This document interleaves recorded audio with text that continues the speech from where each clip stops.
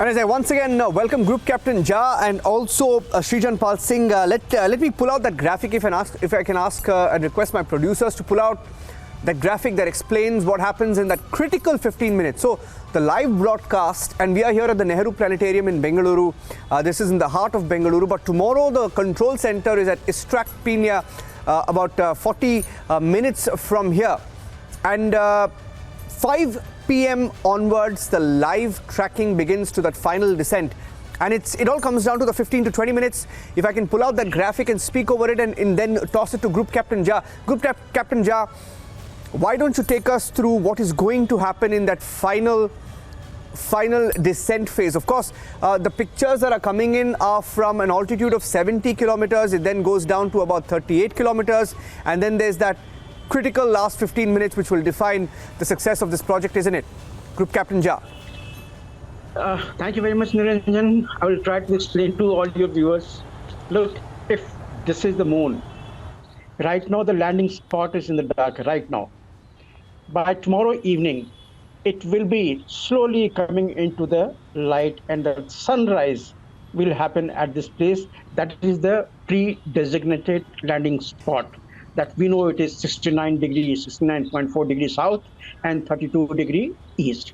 That is the designated one. But in the last two and a half days, every passes that the lander has made over the South Pole, it has taken a high resolution camera, a snap of that area.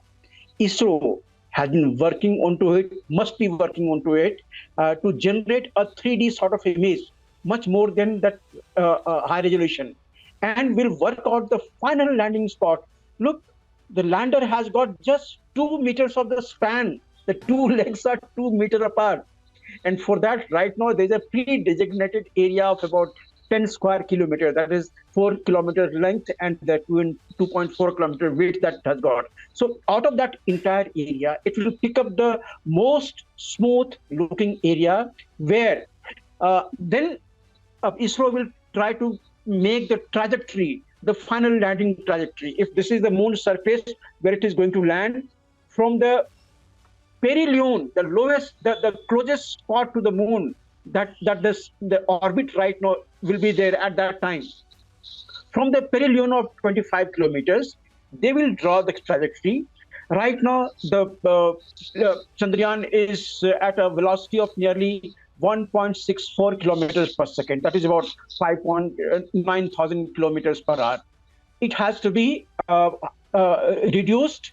There will be hard braking phase, there will be soft braking phase, and finally, over the terrain, over the spot where it has to land, it will be virtually hovering like a helicopter.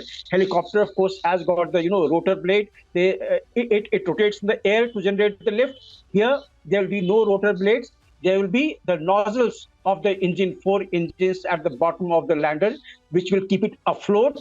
And then the camera, the radio altimeter, the laser altimeter, all these will give the precise matching input to the lander for its computer to make a decision whether the spot underneath is exactly flat. It will go and softly land. In case if it is not flat, then it will maneuver itself around just to find that 2 meters of the absolute flat place closest by, and then it will come down there softly, very gently.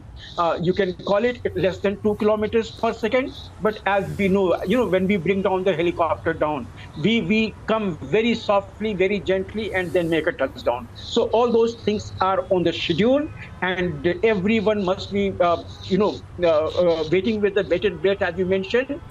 Look, ISRO has done everything possible that are possible at that time of landing. It is now only 1.4 billion of the Indians and the world over who will be, wishing all the best to the ISRO scientists for their effort that they have put in the last about 5 years onto this project. Yeah. So I'm getting in some breaking news. In fact, Group Captain